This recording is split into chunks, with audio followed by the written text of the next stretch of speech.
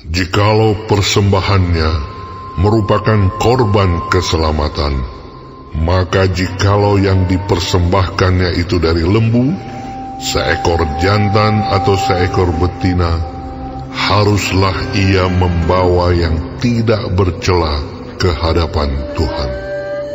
Lalu ia harus meletakkan tangannya di atas kepala persembahannya itu dan menyembelihnya di depan pintu kemah pertemuan. Lalu anak-anak Harun, imam-imam itu, haruslah menyiramkan darahnya pada mezbah sekelilingnya.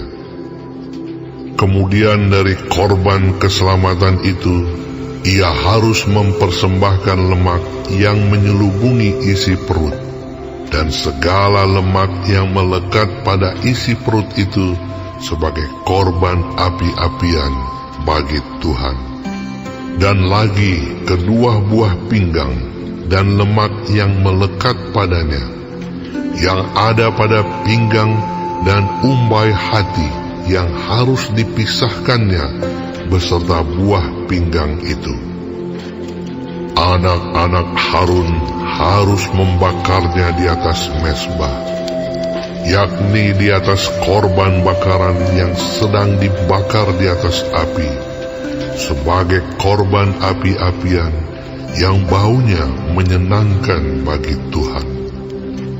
Jikalau persembahannya untuk korban keselamatan bagi Tuhan adalah dari kambing domba, seekor jantan atau seekor betina, haruslah ia mempersembahkan yang tidak bercela. Jikalau ia mempersembahkan seekor domba sebagai persembahannya, ia harus membawanya ke hadapan Tuhan. Lalu ia harus meletakkan tangannya ke atas kepala persembahannya itu dan menyembelihnya di depan kemah pertemuan. Lalu anak-anak Harun harus menyiramkan darahnya pada mezbah sekelilingnya. Kemudian dari korban keselamatan itu, ia harus mempersembahkan lemaknya sebagai korban api-apian bagi Tuhan, yakni segenap ekornya yang berlemak yang harus dipotong dekat pada tulang belakang, dan lemak yang menyelubungi isi perut, dan segala lemak yang melekat pada isi perut itu, dan lagi kedua buah pinggang dan lemak yang melekat padanya, yang ada pada pinggang, dan umbai hati yang harus dipisahkannya beserta buah pinggang itu. Imam harus membakarnya di atas mezbah sebagai santapan berupa korban api-apian bagi Tuhan. Jikalau persembahannya seekor kambing, ia harus membawanya ke hadapan Tuhan.